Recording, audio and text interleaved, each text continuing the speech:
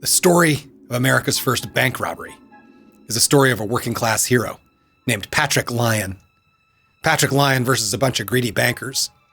It's a story about anti-immigrant bigotry, dirty politics, plagues, wrongful imprisonment, and the realization of that too often elusive American dream. So it went down in Philadelphia in the summer of 1798, 10 years after the ratification of the U.S. Constitution. It went down during a plague of yellow fever, delivered by that demonic, whining little predator known as the mosquito. Called yellow fever because once introduced to a human host, the virus replicates in the lymph nodes, causing jaundice, headaches, cramps, fever, vomiting, which all calms down after a few days, but then comes back with a vengeance as the virus spreads to the liver, causing delirium, heart, and kidney failure. And then the bleeding starts, first from the nose and the ears, and then the vomiting turns black with, you get the idea. It's a horror show. There had been yellow fever outbreaks in 1741, 47, 62. But the 1790s, it came back hard and fast, fueling panic, and for good reason. People were frantically packing their things, scrambling to leave the city. Now, at that time, Philadelphia, Pennsylvania, in 1798, was the capital of the country. It's where the Constitutional Convention had happened. Our founding document was written in the State House on Chestnut Street, right in the middle of town where the jail was. They didn't even call it the Constitutional Convention back then. It was the Philadelphia Convention, presided over by the representative of Pennsylvania, Gouverneur Morris, the writer of the final draft, who we've covered in episodes 1 and 9 of American Origin Stories. The Philadelphia representative, Gouverneur Morris, was by far the most educated and well-read of the whole bunch, which was on brand, because Philadelphia was a mecca for intellectuals and high culture. Even though slavery was still legal, with nearly 4,000 people held in forced labor, Pennsylvania had just passed the Gradual Abolition Act, and so Philadelphia was becoming home to one of the first and most vibrant, free black communities in the new nation, along with a growing movement of allied abolitionists. Philadelphia was so named by the famous Quaker William Penn, who had envisioned a metropolis of religious freedom. He combined two Greek words, phileo, which means love, and adelphos, which means brother, calling it the city of brotherly love, Philadelphia. But back then, people also called it the Athens of America. And the total population, even though it was nearly the largest in the nation, roughly the same size as New York, was only about 68,000 people.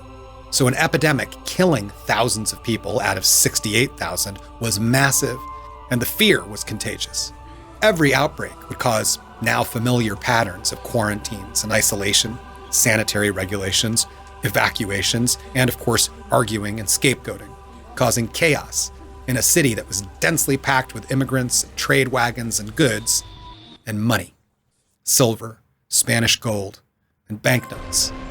And that's what attracted 25-year-old Patrick Lyon, a Scottish blacksmith, born and raised in London, who'd been studying mechanics since he was 11 years old, to book himself on a seafaring vessel and set sail to Philadelphia, the capital of the New World, to seek fortune and brighter futures.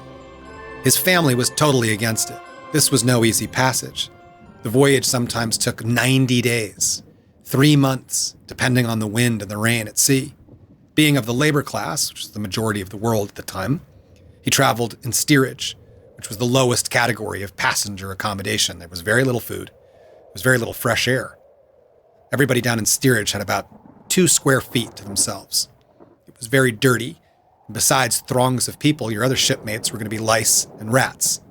Usually about 15 to 20% of people in steerage died on the trip. Patrick Lyon was one of the lucky ones to make it. He arrived in Philadelphia in 1793, right smack in the midst of a yellow fever resurgence. By the end of that summer, 1/5 of the city's population had succumbed. But Patrick Lyon made it through. He found a job working under a master blacksmith named Sam Wheeler, and after a while, saving his money, forging relationships and trust with the clientele, he was able to start his own business. And soon, he became a renowned artisan in Philadelphia with an extensive set of skills and tools and expertise and a bank account with about $1,400 in it. This was an enormous sum for the time. It's about the equivalent of $40,000 in today's money. And that kind of success was very rare. which is why Patrick's family had insisted he not even take the dangerous voyage to the New World in the first place, but boy, had it paid off. So Patrick wrote back home about his good fortune, and to keep his money safe, he decided to deposit it at the Bank of North America. That was the very first bank of the United States. It had just been opened at the very famous Carpenter's Hall, the site where the First Continental Congress had met, to begin plans for that insurrection against the British monarchy. That bank had been set up and primarily financed by an infamous British-American business tycoon and occasional slaver named Robert Morris. Robert was no relation to Gouverneur. They knew each other and they shared a last name, but they were of no relation. Now, Patrick Lyon, he wasn't the kind of person who was easily impressed, and he had no interest in getting caught up in the pretenses of the elite classes. But he did want his money safe, and that was the place to do it. He proudly deposited his money in America's first bank. And on July 4th, 1795, he got married to one Anne Brindley, and the next year they had a daughter, Clementina. Well, Patrick Lyon had no idea that his good fortune was about to turn to tragedy 3 times. First, when summer came, bringing back the mosquitoes and another deadly wave of yellow fever, taking both his wife and his only daughter. And then, in the throes of mourning the loss of his family, Patrick got caught up in the biggest heist and the only bank heist in the country's young history. So the politics of the United States at that time, they were as tense as they've always been. There were huge critical challenges that, of course, all dealt with money. Article 1, Section 8 of the new Constitution had given Congress the power to create a federal district to, quote, become the seat of the government of the United States, end quote. Now, the thinking at the time was that the capital of the United States was always going to be Philadelphia. They were talking about 2 spots just outside of town. But Alexander Hamilton was doing some side dealing. Hamilton, if you don't know about him from the musical, was the first Secretary of the Treasury. And at the time, our fledgling nation was buckling under enormous war debts incurred in the Revolutionary War. And there was a whole new string of righteous, anti-tyrannical tax rebellions that had sprung up in western Massachusetts. Veterans of the Revolution hadn't even been paid for their service in the war. The leader of the uprising, veteran Daniel Shays, had to sell some of his medals to pay off outstanding taxes. The whole situation was outrageous. Well, Hamilton's plan was the creation of a new national bank and the consolidation of all the Revolutionary War debts. Problem was, the big slave states of the South, they felt they'd already paid enough, and they were not in favor of paying what they saw as the northern states' war debts under a new central system of taxation. So Hamilton made a deal with the Southern slavers, James Madison and Thomas Jefferson. They both lived in Virginia. Hamilton promised to help lobby support to move the capital of the United States to the south, to the northern tip of Virginia on the Potomac River bordering Maryland. And they were going to name it after the other most powerful Virginia slaver, George Washington. The slaver aristocracy wanted the capital deep in Southern territory, as the continuance of slavery had already been the chief conflict of the Philadelphia Convention, and their economic power and expansionist dreams depended on it. So in exchange for moving the capital south, Madison and Jefferson agreed they would commit to reorganize the federal government's finances and centralize it in a bank. But there was a twist in the deal, and it was negotiated by this business tycoon, Robert Morris, who'd made Philadelphia his home. Robert Morris's plan was that until Washington City was built, that's what it was going to be called, the capital of the United States would remain in Philadelphia for 10 years. And Robert Morris figured that was going to give the Pennsylvanians a chance to convince Congress that life there in the big city was going to be way better than the backwaters of slaver-ruled Virginia. Problem is, yellow fever was not helping this cause. But Robert wasn't the kind of guy who gives up very easily. See, he'd become a very successful merchant, pushing the limits on very risky moves for the time by shipping all kinds of products overseas, trailblazing on international trade, successfully because he was making a fortune. Now, originally, he was completely opposed to so-called American independence. He was British himself, he was doing great under the crown, and he didn't think the colonies could possibly win. But at a certain point, there was no turning back. His peer group all signed the Declaration of Independence, so he begrudgingly added his name and then set to work behind the scenes to try and tip the scales to the so-called patriots and his economic advantage. He used all those business connections that he'd forged doing international trade and organized an arms deal with European agents and started smuggling in gunpowder. Now, as a member of Congress himself, he used his position to appropriate money to his company. Now, that's what we would now call a no-bid contract. And so Robert Morris would also soon become the target of the very first congressional inquiry into corruption. Well, he bore witness that he hadn't profited that much from the war. But in fact, he absolutely had. With his fortunes, he bought the title to 6 million acres of land, stretching from New York all the way down to Georgia, banking on the price going up and turning himself into America's first real estate tycoon. Some people call him America's first capitalist. For all those reasons, and because, in perfect American style, right in the middle of the first financial panic erupting in Philadelphia and New York, Robert Morris set up America's first private commercial bank and the country's first central bank based on the recommendations of Alexander Hamilton. How Robert Morris funded the bank, taking 63% ownership on behalf of the United States government, was by taking loans from France and the Netherlands and placing large deposits of gold and silver and bills of exchange and putting those in a vault. You see where this is going. Robert Morris and Hamilton had the bank issue its own currency to stabilize the credit and currency markets, which were all over the map. And as a PR stunt, they had the bank make a huge spectacle of raising and lowering cash boxes to and from its cellar. So who gets hired to make the metalwork and fixtures for this new bank?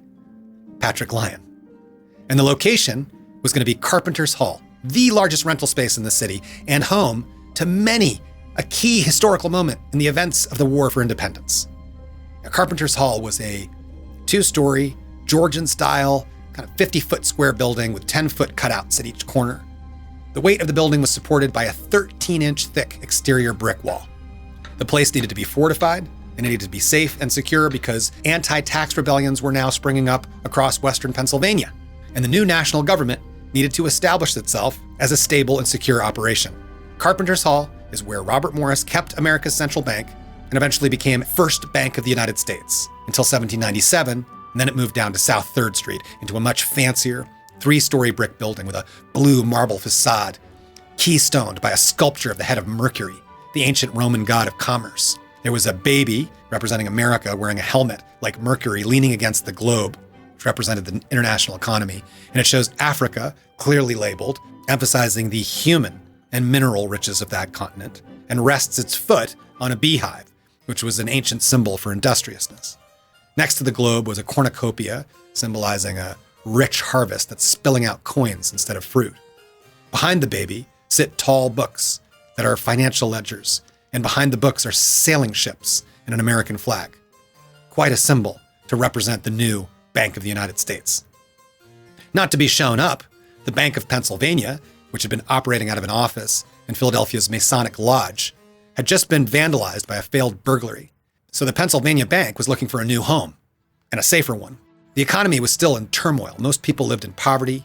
There was seasonal and cyclical unemployment. There were low wages, health problems, including mental illness, alcoholism. Pay for women was very low. There was a general lack of resources. Many communities were unable to provide for families or help the poor other than to incarcerate them in workhouses and almshouses.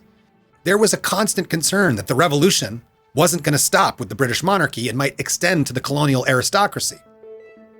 So after this failed robbery attempt at the lodge, that was no surprise to anyone, the Pennsylvania bankers decide, let's sign a lease and move into the illustrious Carpenter's Hall. And they hire a contractor named Samuel Robinson so they can prepare it for new and permanent bank operations.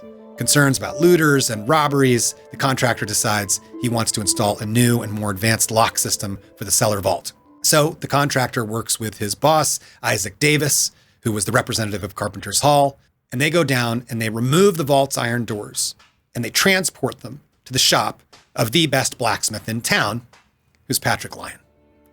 Now, Patrick's familiar with Carpenter's Hall because Pat not only banked there himself for a long time, but he smithed many of its aesthetic and functional features. Now, Patrick Lyon was very grateful that his money had traveled along with Hamilton's fancy bank down to South 3rd Street because when he actually saw the Carpenter's Hall vault doors, he was astonished. He had no idea what the original bankers were thinking. He knew who all these guys were. There was the bank president, a guy named Samuel Fox. There was the head cashier, a guy named Jonathan Smith. These weren't stupid people. Maybe they'd wanted to save money. Maybe they just didn't have the expertise. But this was not the doors that you need for a proper bank vault, and the locks were totally insecure. The Pennsylvania Bank needed to start from scratch if they wanted to keep their money safe. Well, Samuel Robinson, the contractor, and Isaac Davis, the Carpenter's Hall representative, they're kind of looking at each other and seem to agree without saying a word. Isaac's walking around the shop looking at doors and keyholes and asking a lot of questions about locks. And then ultimately, they decide they want to use the same iron doors and just use imported locks. And the reason is that the project needed to be done very quickly. So Patrick Lyon just did as he was asked, changed the fittings, used imported locks that he did not think were adequate, and he had it done that day. The doors get transported back, and they're installed immediately with the help of the night watchman, a guy named Thomas Cunningham. As planned, Patrick Lyon disperses the new keys at a restaurant nearby and notices that Robinson and especially Isaac Davis seem very uncomfortable. So he just wrote it off as just your standard snobbery. Maybe these guys just wanted to be a bit bigger in their britches than they were. So Patrick forgot about it. He went home and got back to his business as usual, but not for long. Suddenly, he gets startled by a neighbor. 1,300 people had died before the news spread to Patrick that yellow fever was back. By some miracle, Patrick Lyon once again escaped the plague.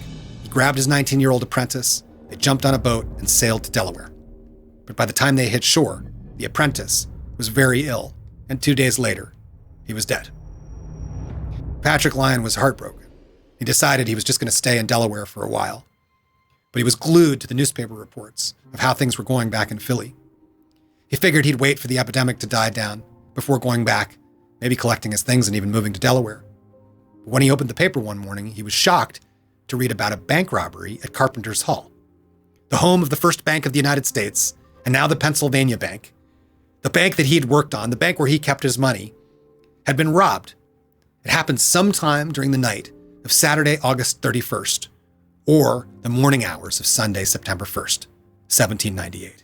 That morning, as dawn broke, the back door was discovered just wide open, and all the gold, the silver, the banknotes, everything was gone. $162,821 had been taken from the vaults. That would be the equivalent of about $4 million today. Well, Patrick had a bit of a suspicion. It was either that contractor, Robinson, or that Carpenter Hall rep, Isaac Davis, who'd acted so strangely in his shop, or it was both of them. And if it wasn't them, it was surely their responsibility for choosing such poor security for the doors. He told them. Well, it wasn't his business anyway anymore. So he just stayed in Delaware working odd jobs until he got one particularly exciting project, which was to fashion a metal diving bell, a diving apparatus which could lower people into the ocean so they could excavate sunken ships. While he was working on that job, he serendipitously ran into an old landlord he'd had in Philly. But their reunion was strange. The guy was acting very tense. Finally, Patrick Lyon figured out what the issue was. Patrick Lyon was the prime suspect in the robbery. There were people all over, from New York to New Jersey, hunting him down, hoping to collect a $2,000 reward offered by the Pennsylvania Bank itself. Well, now Patrick was furious, and he was certainly determined to clear his name. Short on time and concerned about catching the plague, Patrick Lyon walked back to Philadelphia from Delaware, a distance of 150 miles, over the course of a week, finally getting back to the city of brotherly love on September 21st, 1798. Patrick Lyon would write later, quote, "I found I was in the hands of those who are not the most intelligent of mankind," end quote. Completely exhausted from walking for a whole week, Pat Lyon shows up at the county estate of the city magistrate, and he speaks directly to the bank director, John Stocker, and he gives a full account of his whereabouts. He provides receipts of work done in Delaware, including the invention of this diving bell. The director, John Stocker, talks to the bank president, Samuel Fox, who talks to the head cashier, Jonathan Smith, and they all talk to Constable John Haynes, who's put out this reward. And apparently, the officers of the bank decided that this whole story was going to make them look really bad. So they went with another story, that this immigrant, Patrick Lyon's locks, were so good that nobody but he could open them himself, and so he should be thrown in prison and kept there for a very long time. So Patrick Lyon was arrested on the spot with a bail of $150,000, with the equivalent of literally millions of dollars. The jailer put Patrick in the root cellar of the jail on Chestnut Street by himself. So this was a cell that was about 4 feet by 12 feet, which Patrick described as cold, damp, and unwholesome. Pat was given very little food over the next 3 months, and so malnutrition caused most of his hair to fall out. He spent his time pacing and reading 2 books, the Bible and a copy of Robert Burns' poems. Pat Lyon wrote later, quote, "I myself never expected to come out alive." Patrick indeed would have died in prison if it wasn't for Isaac Davis, that Carpenter's Hall representative, who had stupidly started making giant deposits into a number of Philadelphia banks, including the Bank of Pennsylvania itself. Under interrogation by the High Constable, Davis finally confessed. He and the night watchman, Thomas Cunningham, had done it. Cunningham couldn't corroborate his statement because he'd just died of yellow fever. Samuel Robinson, the original contractor, wasn't involved, and neither was Patrick Lyon. But the bank's directors, they were very concerned about appearances, and this was going to look even worse than the original story. So they continued to insist that Patrick Lyon was an accomplice, although his bail was now reduced to $2,000. While languishing in solitary confinement, Patrick Lyon wrote of the whole ordeal in a pamphlet that was called The Narrative of Patrick Lyon, who suffered 3 months severe imprisonment in Philadelphia jail on merely a vague suspicion of being concerned in a robbery of the Bank of Pennsylvania, with his remarks thereon. End quote. At the January 1799 sessions of the Mayor's Court, a grand jury returned the charges against Patrick Lyon as ignoramus, meaning insufficiently proven, and he was finally released. But that imprisonment and the blow to his reputation destroyed him.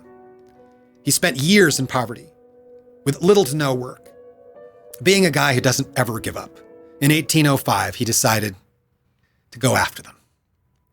With some of the best lawyers in Philadelphia, Pat Lyon sued the bank president, Samuel Fox. He sued the head cashier, Jonathan Smith. He sued the alderman and bank board director, John Stocker, and he sued the constable, John Haynes. And he won. He won $9,000, which at that time was about $250,000 in today's money, paid by the bank.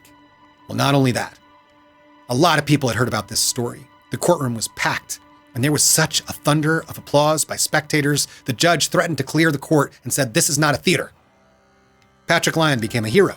He became a hero of recent immigrants and laborers, and the money from the lawsuit helped him buy some property and start a new business, where he began engineering and invented the construction of a totally new system of water pumping for fire engines. He remarried, and he became a member of Philadelphia's St. Andrew's Society, which is a charitable organization that provided aid to Scottish immigrants. The bankers, they kept their jobs with their reputations a bit sullied. But Robert Morris, who started the whole banking endeavor at Carpenter's Hall in the first place, he wasn't so lucky.